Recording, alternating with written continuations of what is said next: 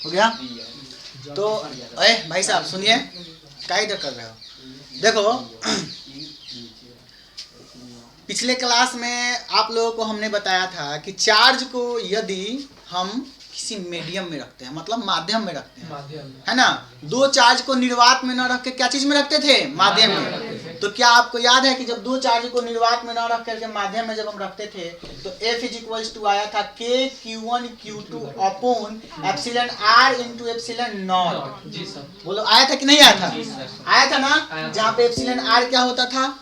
Epsilon R अपेक्षिक विद्युतशीलता, अपेक्षिक विद्युतशीलता जो कि एक विमाहीन नियतांक था। बोलो बात। और एप्सिलॉन नॉट निर्वात की विद्युतशीलता था। आया था ना? आया था कि नहीं आया था? समझ रहे बात ना? यानी कि चार्ज को, दो चार्ज को हम किसी अन्य मीडियम में रख रहे थे, बात समझ रहे हो ना, निर्वात में न रख करके, है ना।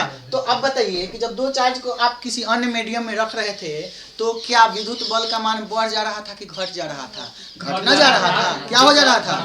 यानी निर्वात में सर्वाधिक विद्युत बल होता है, विद्युत बल का परिमाण, पर माध्यम में रखते हैं तो परिमाण क्या हो जाता है? घट जाता है। यानी पारावैधुता, दो चार्ज के बीच अगर पारावैधुता रख दिया जाए तो लगने वाले कूलॉम बल का मान क्या होता है बेटा? घट जाता है। कल के क्लास में हुआ था ये बात, बातें समझ में आ रही है ना? है। तो देखो अब थोड़ा सा अगर हम आगे बढ़े, आपने कूलॉम को नियम कूलॉम के नियम को देखा जिसमें दो आवेशों के बीच आकर्षण या प्रतिकर्षण बल का आप मान ज्ञात कर रहे हो कि नहीं कर रहे हो? लेकिन हर चीज का एक लिमिट होता है, हर चीज की एक क्या होती है? सीमा होती है। जैसे हम अभी दीपक को कहें कि बाबू तुम 2 पूरी खा जाएगा आलूदम के साथ, तो कहेगा कि हम एकदम खा जाएंगे। 3 खा जाएगा तो कहेगा कि खा जाएंगे। 5 खा जाएगा तो कहेगा कि खा जाएंगे। 500 खा जाएगा तो पेट है कि हरिया है? बड़का चकन बसत पूरा इतना बड़का हरिया तो नहीं है कि रखते जाओ रखते जाओ रखते जाओ रखते जाओ, पूरा यहाँ जितना जवार भर के पूरी है सब दीपक के पेट में डाल दीजिए। यानी कि उसको भी खाने की एक क्या है बेटा? सीमा है। खाने की एक क्या है? सीमा है कि नहीं? जैसे मान के चलो कि यहाँ नीबा को खड़ा करा दिया, बोले कि ढकेल रहे हैं, तो ढकेलेंगे तो गिरेगी कि नहीं? क्या कि हमारे पास पावर ज्यादा है। लेकिन नीबो के खड़ा अगर पापो के खड़ा यहीं करा दे तब ढकेल लेंगे, तो हो सकता है ढकेल पाए। लेकिन इसके पापा के, इसके मम्मी को, इसके चाचा को, मामा को, मामी को, सबको जोड़िया के खड़ा करा दिया तब कहें कि ढकेलिए, ढकेला पाएगा सब?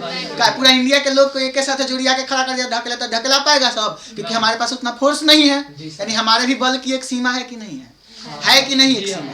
यानी कि हर, क्या मेरा बल सब जगह वैलिड है? हर चीज के ऊपर हम हावी हो पा रहे हैं? नहीं हो पा रहे। यानी कि हमारी भी एक क्या है बेटा? सीमा है कि नहीं एक सीमा?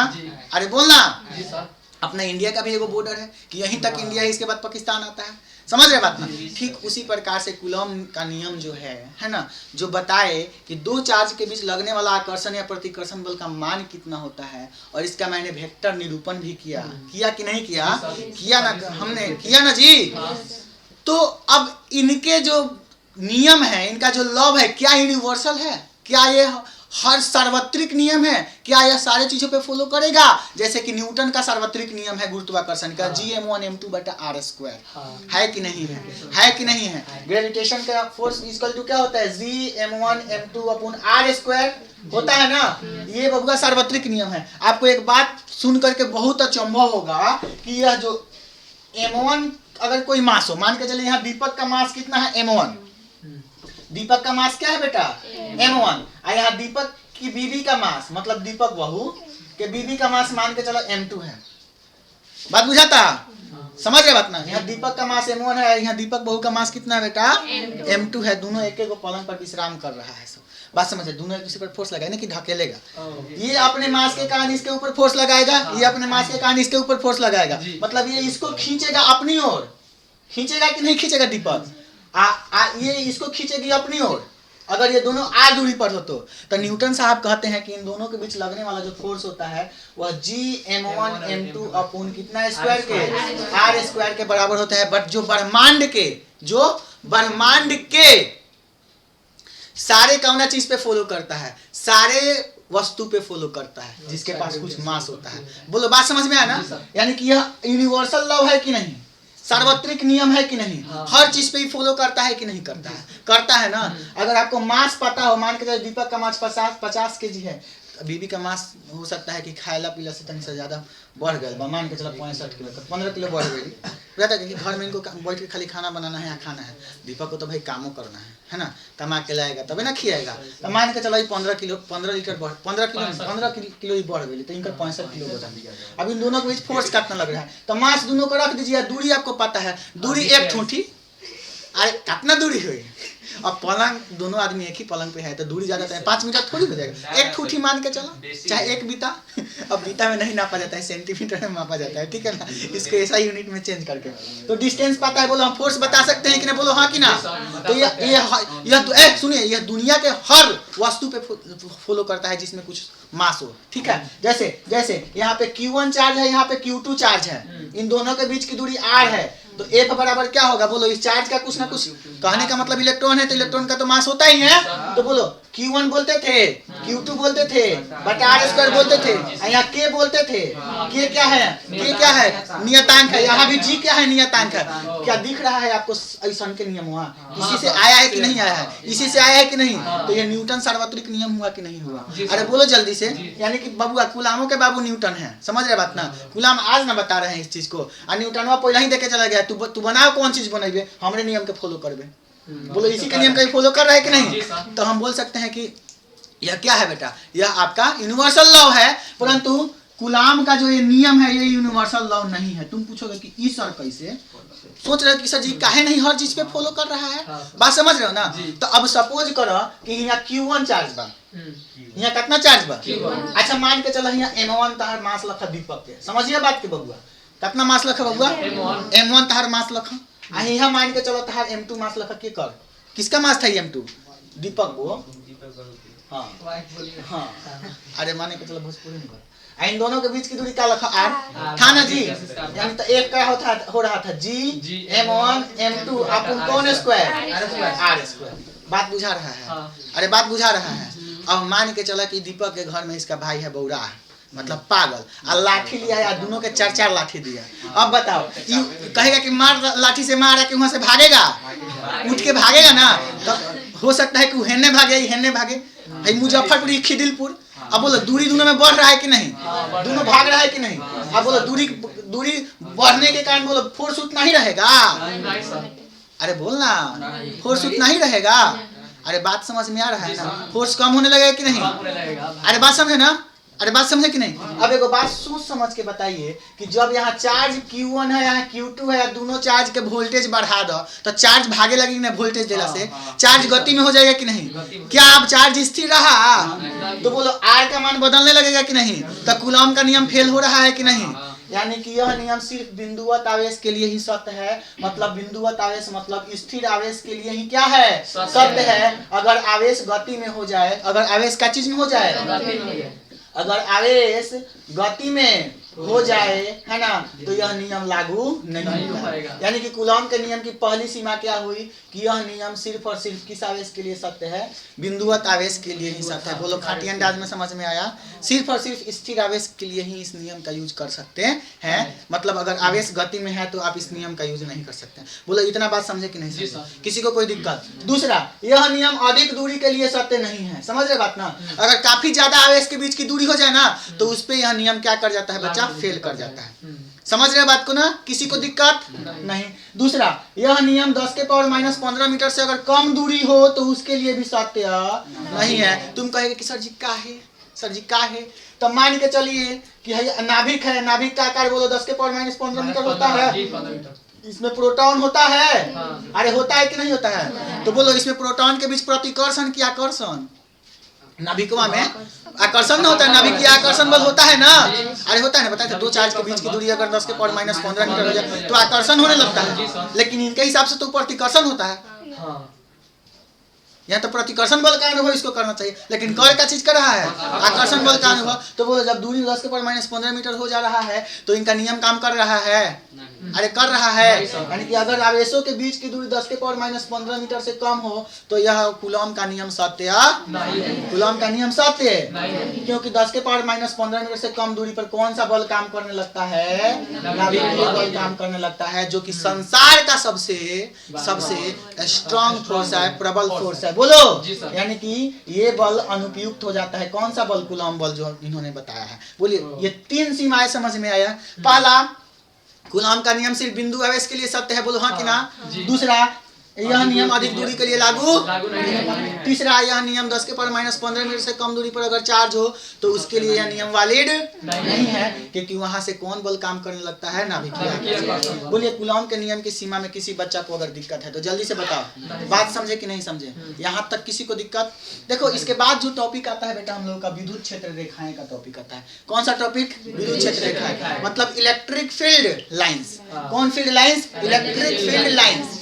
इलेक्ट्रिक फील्ड लाइंस, विद्युत क्षेत्र रेखाएं। अब देखिए यहाँ पे जो विद्युत क्षेत्र रेखाएं जो मैंने लिखा हुआ है, इसमें सबसे पहले आपको समझना है कि विद्युत क्षेत्र क्या होता है। तो देखिए, फर्स्ट क्लास में हमने बताया था विद्युत क्षेत्र क्या है। विद्युत का क्षेत्र, विद्युत क्षेत्र का मतलब विद्युतों का क्षेत्र। विद्युत का मतलब आवेश होता है। विद्युत का मतलब आवेश। तो अगर मान के चलिए कि कोई यहाँ पे ये आवेश है, समझ रहे बात ना। सपोज करिए, विद्युत क्षेत्र पहले समझिए, उसके बाद विद्युत क्षेत्र रेखाएं भी समझ में आएगा। मान के चलिए कि यहाँ पे बेटा कोई आवेश है ना। यहाँ पे कोई क्या है? आवेश है, समझ रहे बात ना। और यहाँ भी बहुत सारा आवेश रखा हुआ है, Q1, Q2, Q3, Q6, Q5 है ना, Q8, Q9 है ना। अगर मान के चलिए कि इस आवेश के कारण हई अगर अनुभव कर रहा है आकर्षण या प्रतिकर्षण बल, हई अगर अनुभव कर रहा है आकर्षण या प्रतिकर्षण बल, हई अगर अनुभव कर रहा है आकर्षण या प्रतिकर्षण बल, तो हम कहें हई अनुभव नहीं कर रहा है। मान के चलिए Q5 अनुभव नहीं कर रहा है, Q6 भी अनुभव नहीं कर रहा है, यहीं तक अनुभव कर रहा है, तो हम कहेंगे कि इस आवेश का क्षेत्र कहाँ तक है? यहीं तक है। इस आवेश का क्षेत्र यहीं तक है ना। तो किसी आवेश का वह क्षेत्र जहाँ पे कोई रखा आवेश इसके बल का अनुभव कर ले, उस क्षेत्र को बोलते हैं इसका विद्युत क्षेत्र। उस क्षेत्र को क्या बोलते हैं? इसका विद्युत क्षेत्र बोलते हैं। जैसे चुंबक का पढ़ते हैं ना कि चुंबकीय क्षेत्र। तो मान के चले कि यहाँ पे कोई चुंबक है, यहाँ पे कोई क्या है? चुंबक है। और यहाँ आपने लोहा रख दिया तो इसको खींच लिया, इसको क्या कर लिया अपनी तरफ। यहाँ इससे कुछ और दूरी पर आपने लोहा रखा तो इसको नहीं खींचा, तो क्या कहेंगे कि चुंबक का यहाँ तक क्षेत्र नहीं था। और यहाँ तक रखे लोहा को खींच रहा है, तो इसका मतलब कि चुंबक का क्षेत्र यहाँ पे था। समझ रहे बात ना? समझ में आ रहा है बात ना? किसी को दिक्कत? यानी कि आवेश का वह क्षेत्र जहाँ पे रखा कोई दूसरा आवेश इसके बल का अनुभव कर ले, उसको क्या बोलते हैं? आवेश क्षेत्र या विद्युत क्षेत्र। तो विद्युत क्षेत्र के बारे में कोई आपसे पूछे तो क्या बताइएगा कि किसी विद्युत आवेश का यानी किसी चार्ज का वह क्षेत्र जहाँ पे रखा कोई दूसरा आवेश इसके आकर्षण या प्रतिकर्षण बल का अनुभव कर ले रहा है, तो उसको क्या बोलेंगे बेटा हम लोग? उसको क्या बोलेंगे हम लोग? विद्युत क्षेत्र बोलेंगे। समझ रहे बात ना?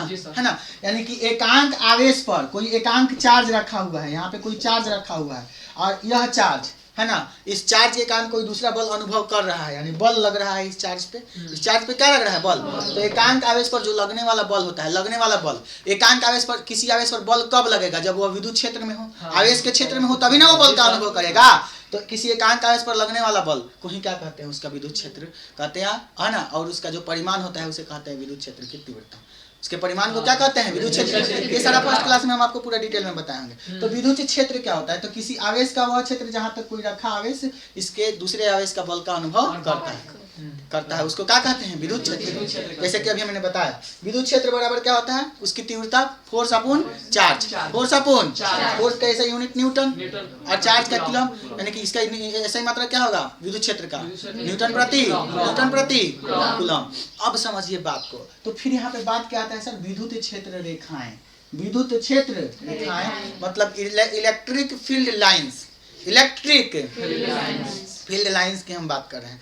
तो पहले तो विद्युत क्षेत्र रेखाओं को समझने से पहले ये बात समझिए कि इस चीज का पहला प्रयोग किसने किया था? Michael Faraday. किसने किया था बेटा? Michael Faraday. यानी विद्युत क्षेत्र रेखाओं के बारे में किसने बताया था सबसे पहले? Michael Faraday. याद रहेगा ना? नहीं तो बिहान मत बता दीजिए कि सर जी माइकल संडे। परसों पूछेंगे दीपक से कि बाबा विद्युत क्षेत्र रेखाओं का पहला प्रयोग किसने किया था? बोलेंगे माइकल मंडे, है ना। उसका भाई था माइकल ट्यूसडे। समझ रहे बात ना?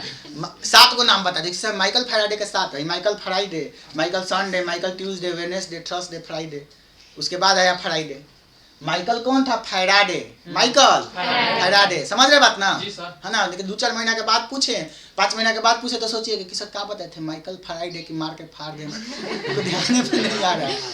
समझ रहे? तो पिया तो 9-7 कल पूछ देखे विद्युत क्षेत्र का प्रयोग किसने किया था सबसे पहले? इसके बारे में किसने बताया था? बोला कि मार के फाड़ दे। ना कोनो चीज के अगर खोज कर देगा रदरफोर्ड तो कहेगा कि रगड़ के झाड़ दे।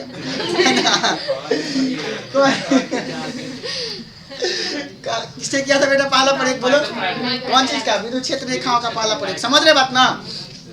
इसके बारे में बताया था। विद्युत क्षेत्र रेखा क्या होता है? विद्युत क्षेत्र रेखा है बच्चा एक कलर का काल्पनिक रेखा है। अब ई मत तुम समझ लेना कि सर जी है चार्ज बा, है विद्युत बा, ई चार्ज बा, ई रेखा खींचे, ई जो रेखा खींची ओकरे कहल जी विद्युत क्षेत्र रेखा। मत समझना। देखिए सर नीतेश रेखा किसे कहते हैं? नीतेश अपना कलम से जो रेखा खींच देता है उसको नीतेश रेखा बोलते हैं। नहीं, विद्युत अपना विद्युत रेखा खींच देगा नहीं। अब देखिए रेखा हम किस लिए खींच रहे हैं? इसका अध्ययन की दृष्टि से, ताकि अध्ययन कराना आसान। आप सुनिए, कर्क रेखा का नाम सुने हैं, मकर रेखा का नाम सुने हैं, विषुवत रेखा का नाम सुने हैं। कहते हैं ना कि धरती के विषुवत रेखा पर जाएगा तो सबसे ज्यादा गर्मी है। तो का वहाँ रेखा खींचायल बा? वहाँ के कोनो खेत के होते वहाँ से रेखा खींच लेके देखो विषुवत रेखा बा, एजन लात धइले तो धनक जइबे। वहाँ विषुवत भाई वो एक काल्पनिक रेखा माना गया है, ताकि हम अध्ययन की दृष्टि से ग्लोब पर वो रेखा खींचा गया है, वो रेखा बताता है कि इस पॉइंट पे कौन चीज मिलता है, इस लाइन पे कौन मिलता है, विषुवत रेखा। बात समझ रहे ना? तो विद्युत क्षेत्र रेखा क्या है? विद्युत क्षेत्र रेखा का मतलब क्या है? विद्युत मतलब आवेश, आवेश का क्षेत्र जहां तक है, आवेश का क्षेत्र जहां तक है वहां तक वो गति कर सकता है कि नहीं कर सकता है? यानी किसी दूसरे आवेश को अनुभव करवा सकता है ना, अपने बल का, अपने फोर्स का। समझ रहे बात ना? तो हम इसको एक काल्पनिक रेखा के द्वारा दर्शाते हैं। कौन चीज के द्वारा? यानी कि विद्युत बल रेखा विद्युत क्षेत्र में खींचा गया एक रेखा होता है। और कौन रेखा होता है बेटा? काल्पनिक रेखा होता है। कौन रेखा? वास्तविक रेखा नहीं है, यह एक प्रकार का काल्पनिक इमेजिन किया गया है। कोई विद्युत क्षेत्र है, जैसे मान के चले कि प्लस कोई चार्ज है, इसके आसपास कोई क्षेत्र होगा, इसका कौन सा क्षेत्र होगा? विद्युत क्षेत्र होगा, जहाँ पे कोई दूसरा चार्ज इसके द्वारा लगाए गए बल का अनुभव करेगा। समझ रहे बात ना? तो इनके इस विद्युत क्षेत्र को एक काल्पनिक रेखा के द्वारा ऐसे दर्शाते हैं। समझ रहे बात ना?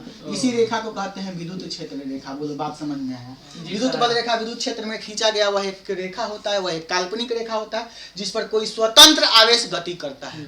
जिस पर कोई स्वतंत्र कौन आवेश? धनावेश गति करता है।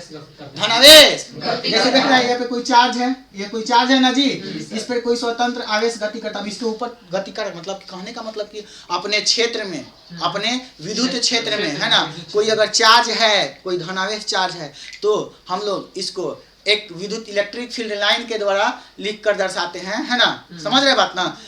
जो बताता है कि यहाँ तक इसका क्या है? क्षेत्र है, इतना क्षेत्र में ये क्या कर रहा है? गति कर सकता है। बोलो बात समझ में आया? विद्युत क्षेत्र रेखा एक प्रकार का काल्पनिक रेखा होता है जिस क्षेत्र में कोई धन आवेश क्या करता है? गति करता है।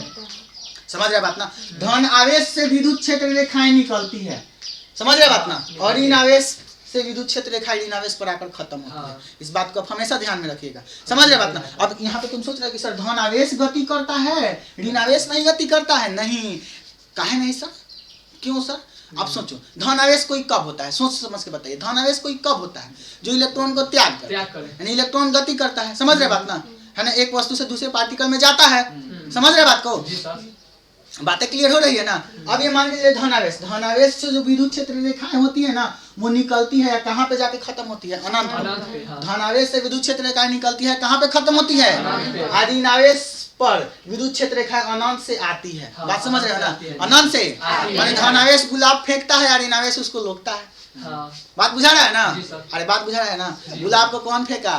धनावेश। और उस गुलाब को कौन रोका? ऋणावेश रेखा। समझ रहे बात ना? अरे बोलना रेखा के भेड़ी विद्युत क्षेत्र रेखाएं हैं विद्युत क्षेत्र रेखा क्या होता है? तो विद्युत क्षेत्र रेखा रेखा के अगर कोई धनावेश गुलाब के फूल फेंकता है उसके ऋणावेश पर, उसी को विद्युत क्षेत्र रेखाएं। समझ बात ना? कहीं खिसिया रेखा मार दी पट्टी पर रहता। देखिए विद्युत क्षेत्र रेखा क्या होता है बेटा? क्या होता है? विद्युत बल रेखाएं वह एक ऐसा काल्पनिक रेखा खींचा गया होता है जिसमें कोई धनावेश उस क्षेत्र में क्या करता है? गति करता है अपने विद्युत क्षेत्र में ही। विद्युत क्षेत्र क्या होता है फिर भी बताए थे कि विद्युत क्षेत्र रेखा किसी आवेश का वह क्षेत्र होता है जहाँ पे उसके द्वारा कोई दूसरा चार्ज उसके बल का अनुभव कर सकता है। बोले इतना बात समझ में आया कि नहीं आया? है ना? आया कि नहीं आया? आया कि नहीं आया? किसी को दिक्कत? अब विद्युत क्षेत्र रेखाएं में केस 1 सबसे पहला केस क्या होता है बच्चा? कि धनावेश से विद्युत क्षेत्र रेखाएं निकलती है, कहाँ खत्म होती है? अनंत पर। कहाँ पे खत्म होती है? अनंत पर खत्म होती है। और केस 2 में अनंत से विद्युत क्षेत्र रेखाएं आती है, कहाँ पे समाप्त होती है? आकर के ऋणावेश। ऋणा। तो अब बात एगो समझ चुके होंगे कि सर जब ऋणावेश पे आके खत्म हो रही है तो कहीं ना कहीं धनावेश ना गति करके आ रहा है यार। कौन गति करके आ रहा है? बात समझ में आ रहा है ना? यानी धनावेश से विद्युत क्षेत्र रेखाएं निकलती है, कहाँ पे जाती है? ऋणावेश पर अनंत से आकर क्या होती है? खत्म होती है। बोलो केस 2 में किसी को दिक्कत? केस 1 में किसी को दिक्कत? बात बुझा रहा है? अरे समझ में आ रहा है? अरे किसी को दिक्कत नहीं है ना? अब ये दोनों चार्जवा के जब नजदीक ला दीजिएगा, प्लस के नजदीक ला दीजिएगा, माइनस के नजदीक ला दीजिएगा, तो बोले प्लस वाला माला पहनाएगा कि नहीं माइनस वाला की? क्योंकि इससे विद्युत क्षेत्र रेखाएं निकलेगी या कहाँ खत्म होगी? एक बात समझिए, विद्युत क्षेत्र रेखाओं को आप एकदम सीधी रेखा के द्वारा भी, सीधी काल्पनिक रेखा के द्वारा भी दर्शा सकते हो और वक्रीय भी दर्शा सकते हैं। विद्युत क्षेत्र रेखा सीधी या फिर वक्रीय एक काल्पनिक रेखा है, बोल सकते हैं ना? विद्युत क्षेत्र रेखाएं सीधी या वक्रीय काल्पनिक रेखा होता है जिस पर कोई स्वतंत्र धनावेश क्या करता है? गति करता है, स्वतंत्र। बातें समझ में आ रही है? केस 1 में क्या समझा आपने कि धनावेश से विद्युत क्षेत्र रेखाएं निकलती है, कहाँ खत्म होती है? ऋण आवेश पर विद्युत क्षेत्र रेखाएं आकर के क्या होती है? अनंत से समाप्त होती है। अगर दोनों चार्ज के दूरी पर रख दिए, कुछ दूरी पर अगर रख दिए इन दोनों चार्ज को, तो सोच समझ के बताइएगा कि धनावेश से विद्युत क्षेत्र रेखाएं निकलेगी और ऋण आवेश पर खत्म होगी कि नहीं? कुछ ऐसे बोलो गुलाब फेंकेगा, है ना? समझ रहे बात ना? धनावेश बोलेगी, समझ रहे बात ना? कुछ ऐसा ना गुलाब, और इस पे आके खत्म हो रहा है ना जी। अब ध्यान से देखिए बबुआ, कभी कभी किताब में क्या कर देता है, अगर ये मान के चलो हैंग दे दी तो बोले सही बा फिगर, अरे तो सर प्लस पर आके खत्म होता है। अरे तो सर कभी पॉसिबल नहीं है, कभी पॉसिबल बा? क्या कि गुलाब का फूल सिर्फ कौन फेंकेगा, लोकेगा कौन? ऋणावेश। समझ रहे बात को ना? किसी को दिक्कत?